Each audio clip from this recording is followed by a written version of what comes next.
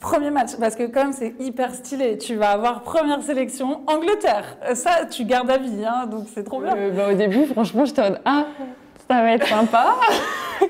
Mais en vrai, elles sont costauds. Hein. Après, bon, j'ai pas eu trop l'occasion de bien les plaquer et tout, mais ça envoie, quoi. Ouais. C'est du lourd. Après, c'est leur jeu hein, qui veulent ça depuis tout le temps, qu'on les joue depuis des années.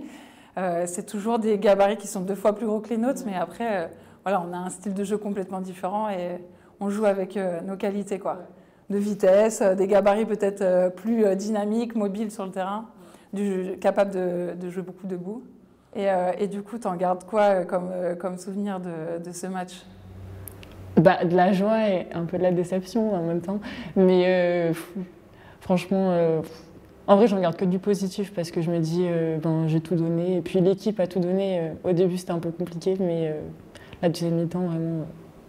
Toi, tu viens d'arriver en équipe de France. Tu me disais, c'est en janvier que tu as eu ton premier stage. C'était quoi quand on t'a appelé? Qui t'a appelé? C'était ton entraîneur? Non, c'était Gaëlle qui m'a appelée. Bon, après, mon entraîneur me l'avait déjà dit, mais du coup, elle m'a appelée. Et au début, j'étais en mode ah bon? Moi? Je commence à dire oui, bonjour. Je la vous vois, elle me dit non, tu me vois pas, tu me tais-toi. J'étais en mode ah ok. Mais c'était. En fait, j'espérais y être. Après, je me disais bon, je donne tout, on verra. Et là, destination, j'ai été prise, j'étais encore trop bien. Mais bon, je m'attendais pas à faire ma première sélection. Et là, de préparer une Coupe du Monde, alors ça fait quoi? C'est encore une étape énorme. Après, on verra ce que ça donne. Mais en fait, il y a tout qui est incroyable, je trouve. En plus, ça va super vite. En janvier, je fais mon premier stage, je fais ma première sélection et je fais une Coupe du Monde. Ça va très vite. Donc, bon.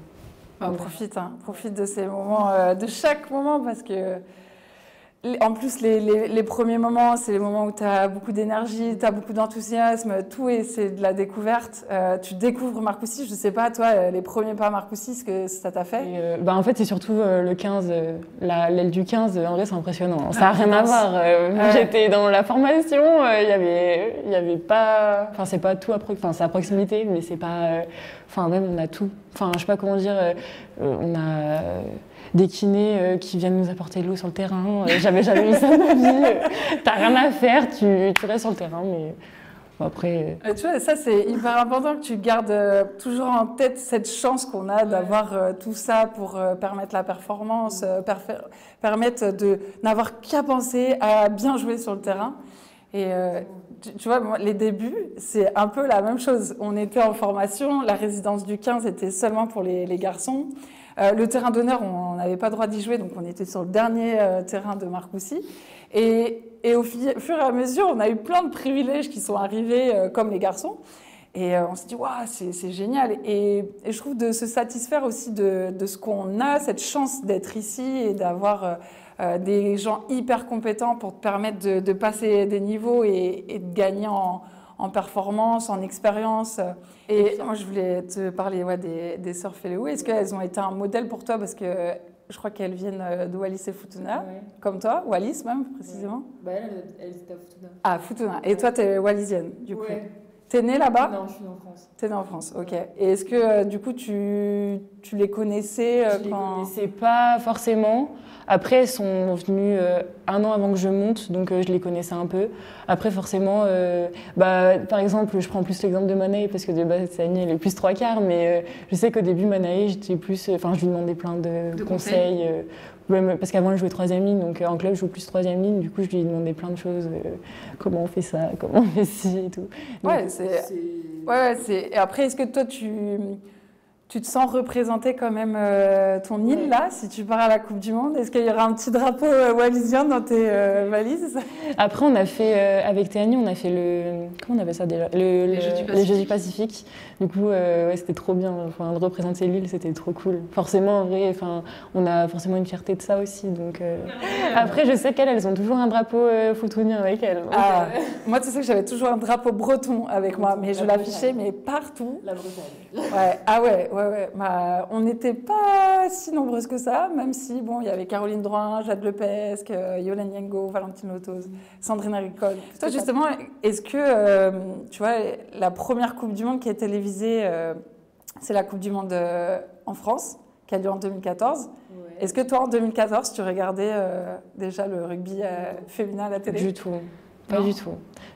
En fait, je sais même pas. Non, je pense que je faisais. Je pense que je faisais même pas de rugby, donc je regardais pas forcément.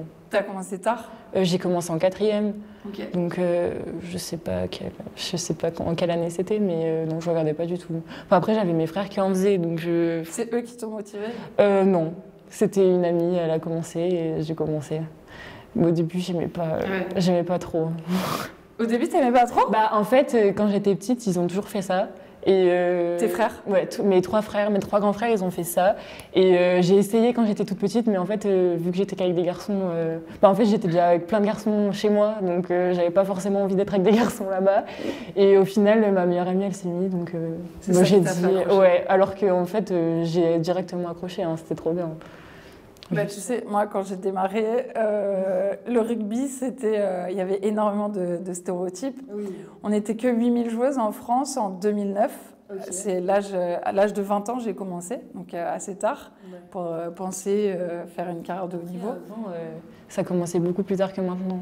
Oui, bah parce que maintenant on passe à la télé, donc du coup, bah, mine de rien, votre Coupe du Monde qui va être diffusée sur TF1, elle va donner envie à plein d'autres jeunes filles, même peut-être des petits garçons, de suivre et d'essayer le rugby à la rentrée. Donc ça a un impact qui est énorme de rendre visible le rugby féminin sur les réseaux sociaux, à la télévision, dans la presse. Nous, on n'avait pas autant d'attention sur nous, même si en 2017, à la Coupe du Monde, il y avait quand même quelques journaux et c'était diffusé sur France Télé. Donc il y avait quand même de l'intérêt, mais là, ça va, je pense, exploser aussi en Angleterre. Est-ce que vous attendez un peu à justement cette explosion de visibilité sur votre équipe? Est-ce que vous êtes préparé à ça?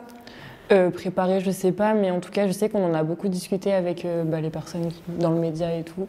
Et en vrai, j'espère qu'il y aura plus de visibilité, mais normalement, c'est ce qui est censé arriver. Mais on verra. Je sais pas trop. Ouais, tu sens qu'il y a de l'attention. Enfin, est-ce que tu as vu aujourd'hui, au bord de l'entraînement, il y avait pas mal de. Oui, il y avait beaucoup plus de monde. Après, je sais pas comment c'était avant pour vous, donc je sais pas. Mais déjà, quand j'entends que 2014, c'était la première fois que ça a été télévisé, je trouve ça très tard. Première Coupe du Monde. Et on était, je dis, 2009, du coup, 8000 joueuses en France. Et aujourd'hui, tu sais combien vous êtes? Non. 50 000. Ah oui. C'est énorme, hein? Ouais. Moi, je t'ai ramené un petit souvenir que j'avais envie de te partager. On a le même poste, 2e, 3e ligne. Et ça, c'est la médaille de bronze qu'on a ramenée à la Coupe du Monde de 2017. Donc voilà, je la montre précieusement. Tu vois, peut-être que toi, t'en auras une. Alors, je te souhaite que ça soit un autre métal que le bronze. L'or, c'est mieux. Et ensuite, de le partager avec ta famille, les jeunes aussi qui rêveront peut-être devant leur petit écran cet été. Ouais. Ça te fait quoi là de toucher une médaille de Coupe du Monde? Tu te dis que tu veux la même? Ouais, j'aimerais bien, ce serait super sympa. Mais toi, du coup, ça t'a fait quoi quand vous avez gagné la petite finale?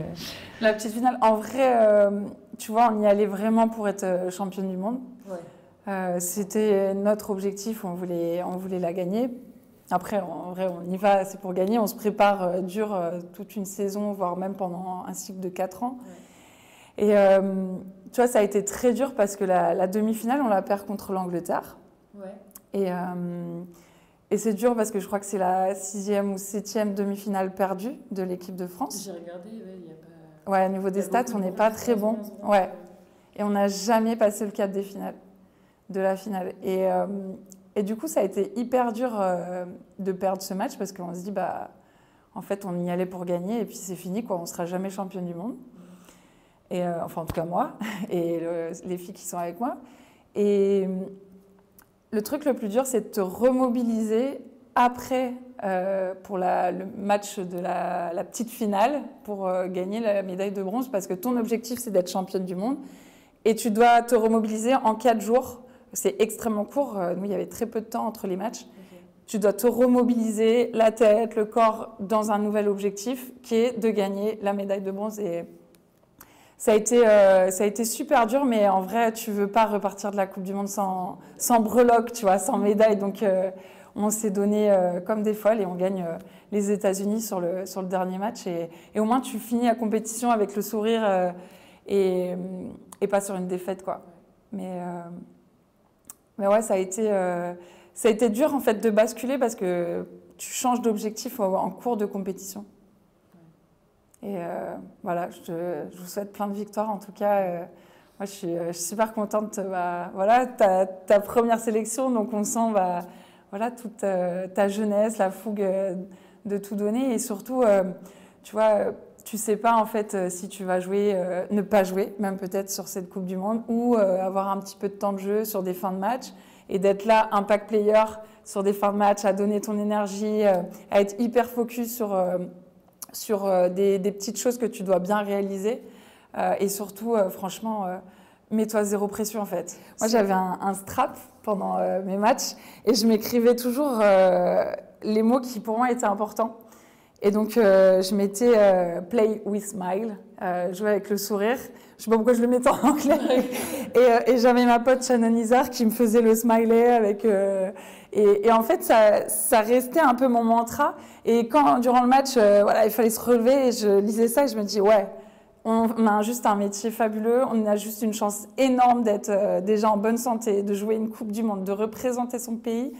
De jouer avec des copines autour de soi, mais c'est que du bonheur en fait. Il faut que je kiffe ce moment-là. Donc voilà, s'il y a des moments, tu as un peu des doutes, tu as un peu de pression parce que tu rentres dans le match, bah, tu reliras, tu mettras peut-être, voilà, toi, tu auras ton propre mantra. Mais je sais pas si tu as des gris-gris toi avant des matchs. Pas du tout. Du tout ? Non, j'écoute juste de la musique. Bah, ça fait partie des routines. Ouais. Et peut-être le drapeau de valise maintenant qui va être dans la valise.